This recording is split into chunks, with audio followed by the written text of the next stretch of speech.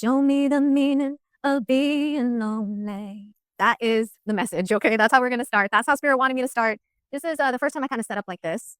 Welcome to POP.Oracle. I'm Gina Genesis, and yeah, I'm a life path 5, so every video is gonna be different, with maybe the exception of the outro. It's probably the only thing that I have rehearsed, I guess you could say. It's everything else is just gonna be a crapshoot of Spirit, just stream of consciousness, music that's gonna flow through me. Yeah, bumping into things. Been doing that a lot. Breaking things. Look, there's already the moon just popped out of here. Subconscious. Yeah, secrets, lies, betrayals.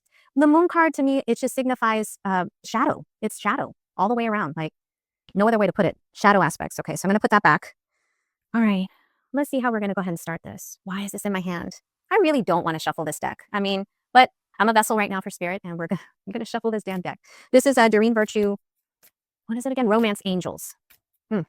Okay, yeah. The spirit of heartbreak. Show me the meaning of being lonely. Today is Thanksgiving. It is 11/27/2025. This is my second year or so that I've spent alone. I am like a hostage, a prisoner in the middle of nowhere, Texas, after spending a good year living in my car in Boston. Spirit has led me to share details of my life. I know other readers don't like to do it, or they think it's narcissistic, or I don't know what they think. It doesn't matter. This is my channel. And on my channel, I'm just going to let Spirit flow through me and share anything that wants to come through. So, you know, if you've ever dealt with any homelessness in your life or have people around you that have gone through it, it sucks. I spent a whole year living in my car at Wellington Station in Boston. Well, Medford to be exact. Right? Is it Medford? Everett, Medford, doesn't matter. You know, had to keep my job with iHeart. I'm a traffic anchor for iHeart.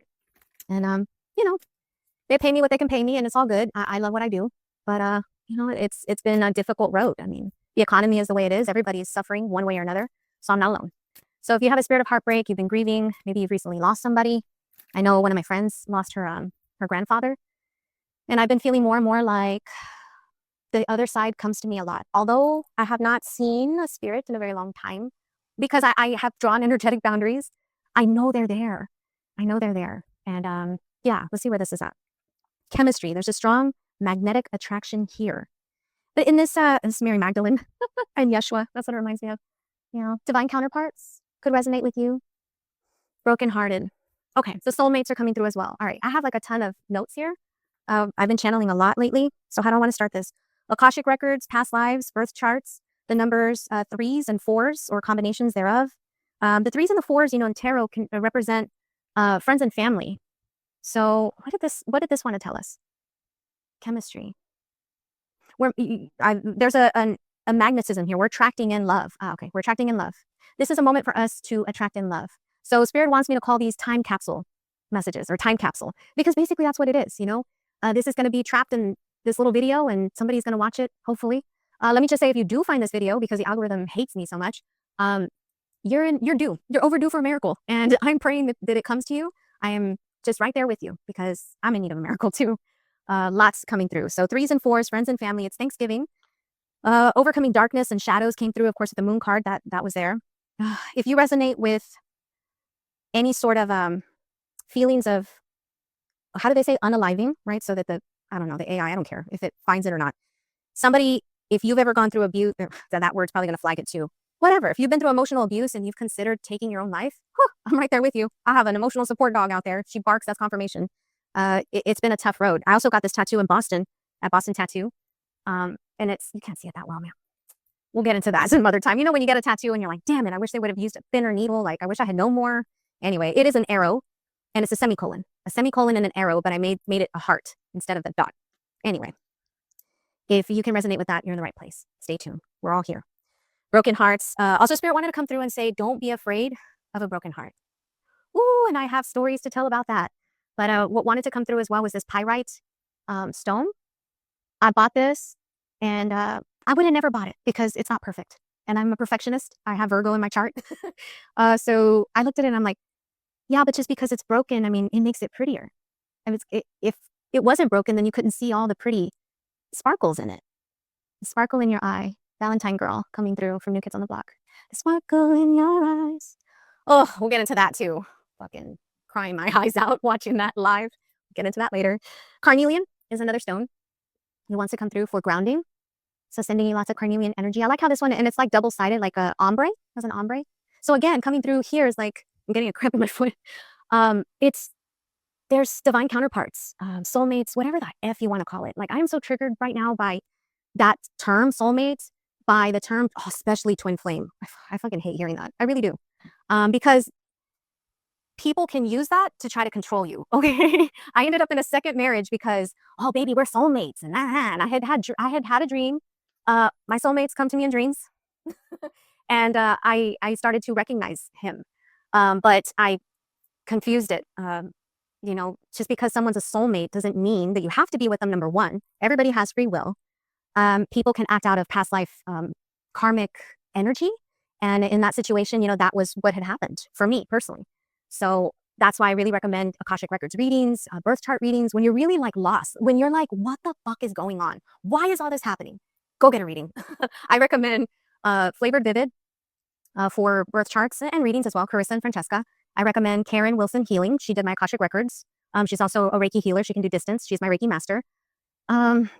Those people wanted to come through. I highly recommend them. They've answered a lot of questions for me and really pointed me in the right direction. Bees could be a significance to you. I don't care. I give it away.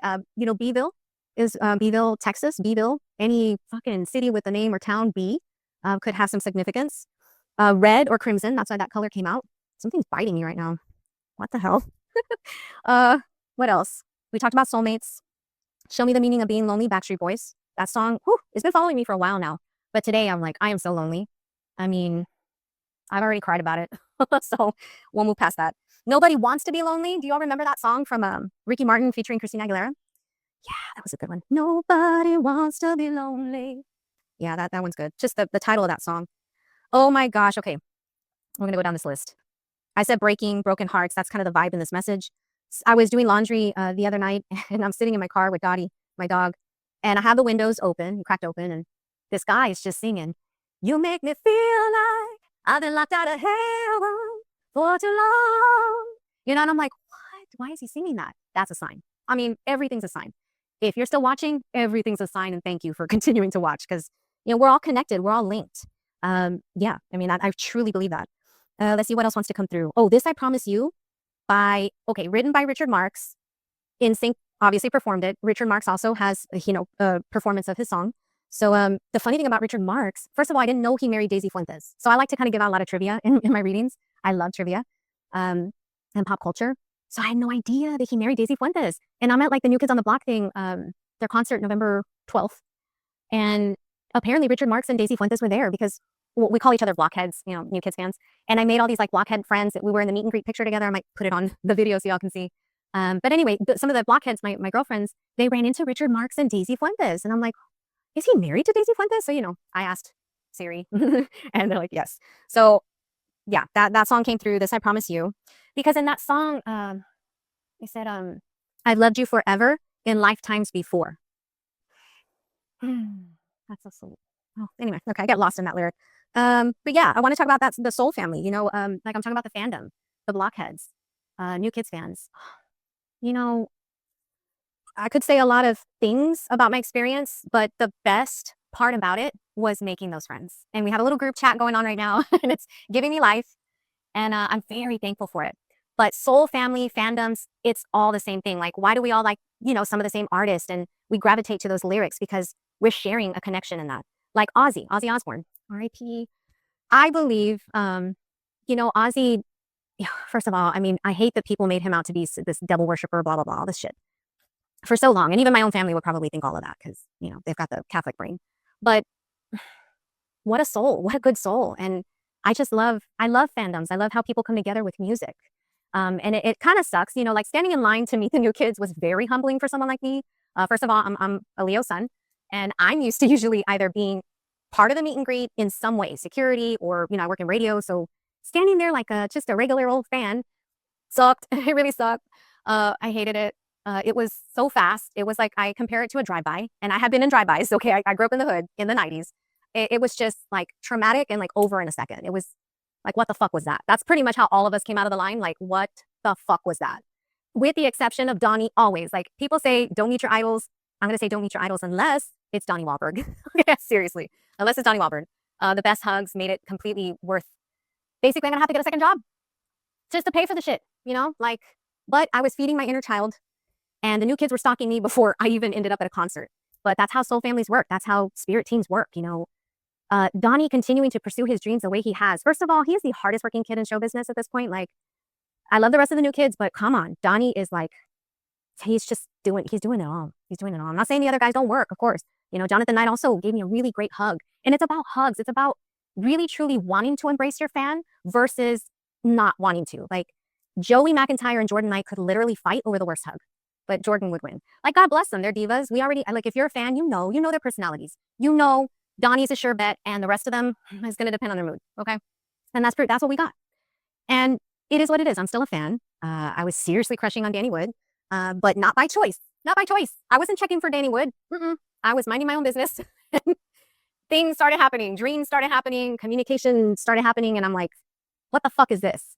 You know, past life connections. And I figured it out. And I was hoping when I met him that there would be something. Nice to meet you is the most generic thing. You know, how many other people did he say that to in the line? You know, when I met Donnie, he really made me feel seen. He gave me a compliment, a personal compliment. You know, and I think that that's what people want. You know, not that they have to be all flirty and shit like that. I'm not saying that. Because Donnie gave a genuine hug. He makes you feel seen. And that's what matters. So I'm saying all that to say, we have soulmates everywhere we go. People that we randomly meet, that's a soulmate. That's somebody you were meant to connect with. So, you know, fandoms, we're all soulmates. And Donnie says that. He's like, we're all one in the show. And he's so right. If only he knew the details of how right that is. It's amazing. It's just amazing.